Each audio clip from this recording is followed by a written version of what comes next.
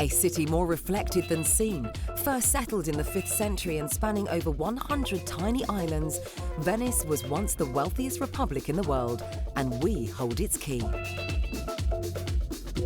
The Venetian archipelago is situated just off the northeast coast of Italy. The city is divided into 6 districts centering on the Grand Canal. Everything is within easy reach. You can walk from one end of the island to the other in under an hour. At the heart is St. Mark's Square, Venice's most iconic image and an ideal starting point.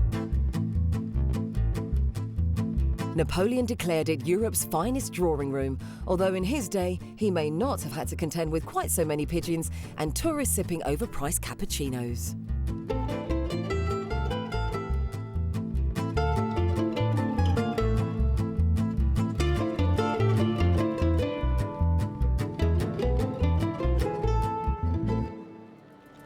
Dominating the north side of the square is St. Mark's Basilica. It was completed in the 10th century and was designed to house the remains of St. Mark, the patron saint of the city. The mosaics tell of how the Venetians stole the remains of St. Mark, which were in Egypt, wrapped the body in bacon to keep the Muslims away, and smuggled it back to Venice.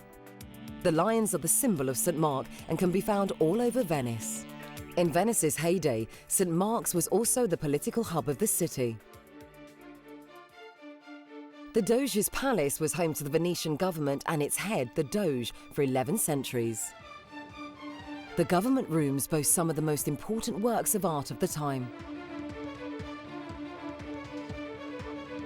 Paintings by Veronese and Tintoretto cover the ceilings and walls.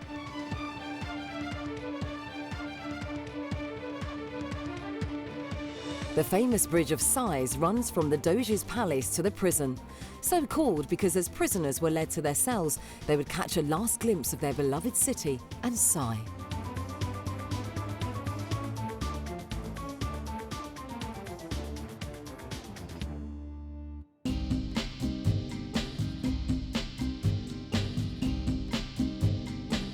Hotels in Venice are notoriously expensive, but the further away you are from the piazza, the better deal you'll get. Try some of the great family-run B&Bs around Venice, known as La Conda. As good as hotels, but cheaper by half.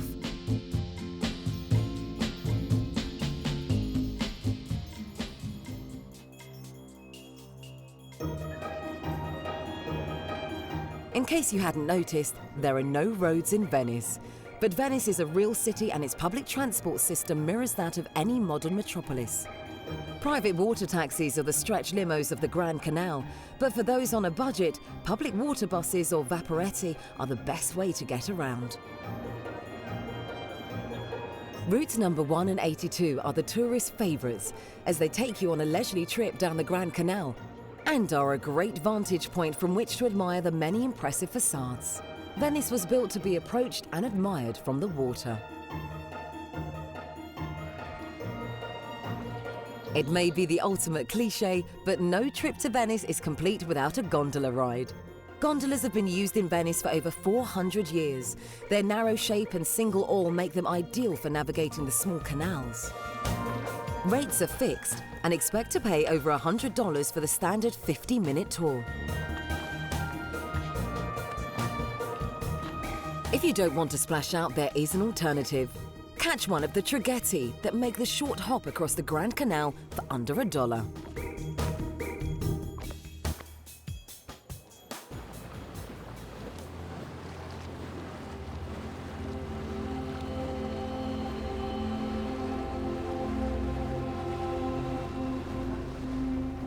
Venice's unique relationship with the sea has brought her both fortune and disaster. In 1966, Venice suffered the worst floods in its recorded history, and water levels have been rising ever since. The increase in tourist traffic has played a major part in eroding building foundations. The debate continues on how best to save Venice before she becomes the next Atlantis.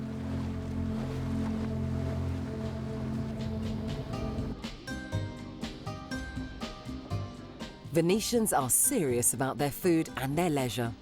So they combine the two in the small bars that serve cicchetti, small tapas-like snacks. Escape the 15 million tourists and find a little backstreet bar to try the real deal.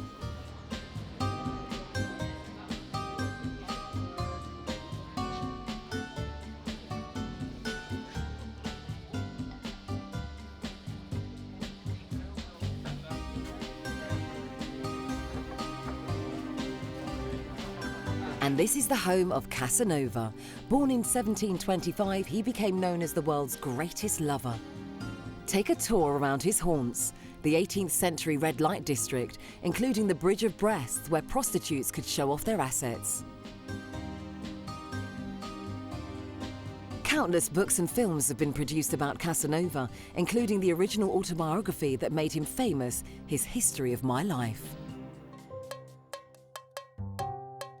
Escape the crowds and explore some of the lagoon's other islands.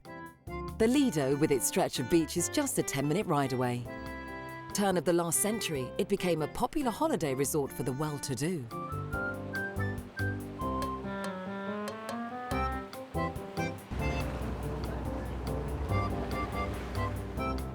Just 50 minutes from the heart of Venice lies the small fishing community of Burano. The tranquil atmosphere and picturesque and colourful houses have been attracting visitors for hundreds of years, including artists such as Gauguin and Matisse.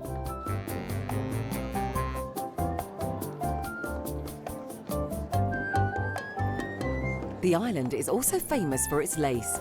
Legend has it that the Burano stitch was invented by a mermaid who repaired a local fisherman's net by spinning sea foam. The net was so beautiful that the women of Burano decided to model their lace on it. If you still haven't had your fill of romance, then Romeo and Juliet's charming hometown of Verona is only an hour and a half away by train. Every year, hundreds of thousands of tourists have their photo taken on the balcony of the Casa di Giulietta. Although the building dates back to the 13th century, it was never actually home to Juliet.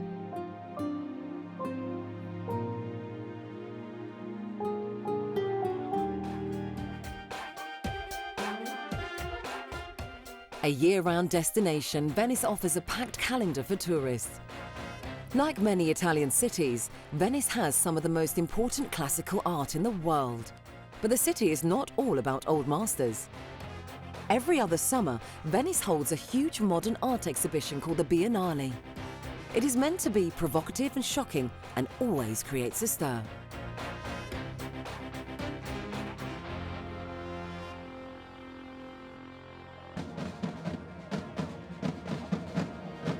The city's most famous celebration is Carnival, a week-long blowout in February in the run-up to Lent.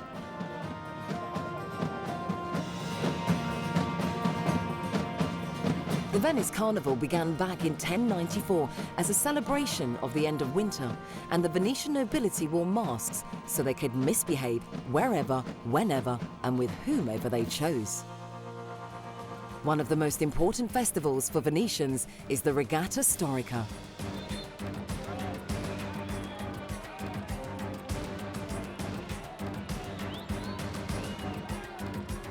Held on the first Sunday of September, essentially it's a series of boat races to find the fastest gondoliers on the island.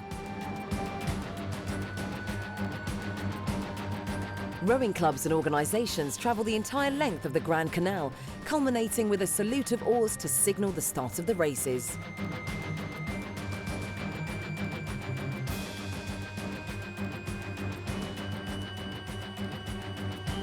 The biggest event of the day, the Race of Champions, is a showdown between pairs of the city's finest gondoliers.